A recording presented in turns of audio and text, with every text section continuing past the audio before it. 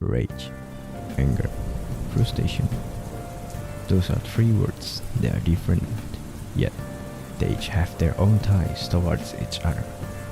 They intertwine their meaning and role in our life. Anger is a feeling when someone feels wrong or offended. It comes naturally, and sometimes we cannot even control it. Rage is an action that can be considered as a retaliation to the anger someone feels. It could also be said as an extreme version of anger. Frustration may sound like a weak and inferior version of both terms above. But we need to know that even a tiny amount of frustration, if let unguarded, will lead into the form of rage and anger. Feeling those emotions above can make us feel stronger. Let me explain.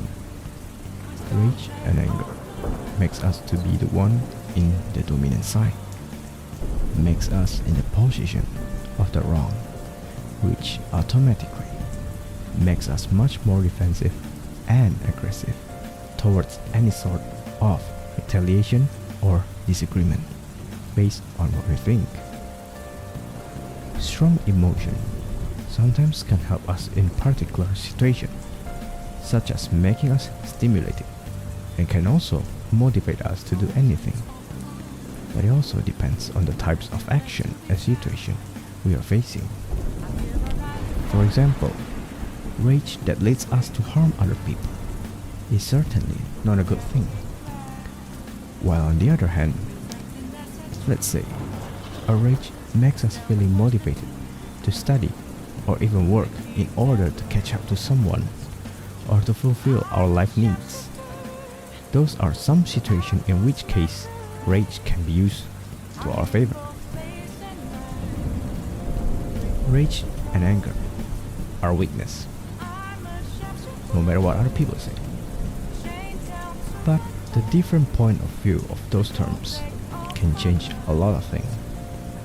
There's nothing wrong to use rage and anger as our main source of motivation to reach something. This is called turning a weakness into our weapon. But we need to care regarding the amount of said rage and anger so that we are the one in control, not the other way around.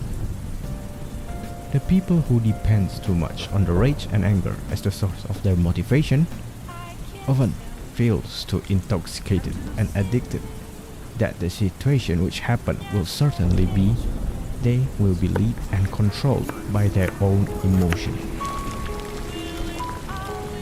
Being in anger and rage is not a power. It doesn't make us look powerful in any kind of sense.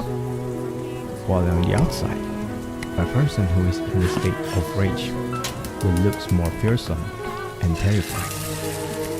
But in reality, it only makes said person be more vulnerable to any kind of aggression or taunting, which we know that sometimes tricks or even worse, control sick person to do something even worse.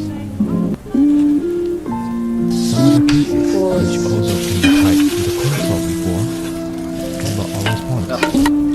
Yes, our response towards other people, where it's the action or the speech of the others. Let's say, what do you think will happen if I tell you that your face is ugly? Of course you will get angry.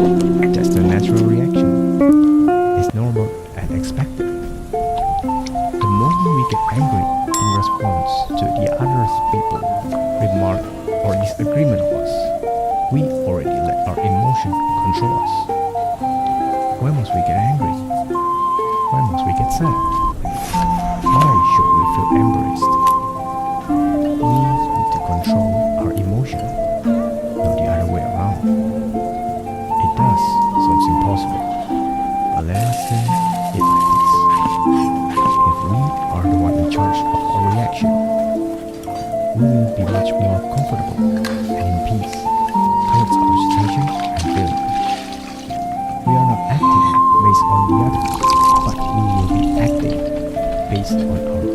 control, wind, and desire. That is one of the true meaning of peace.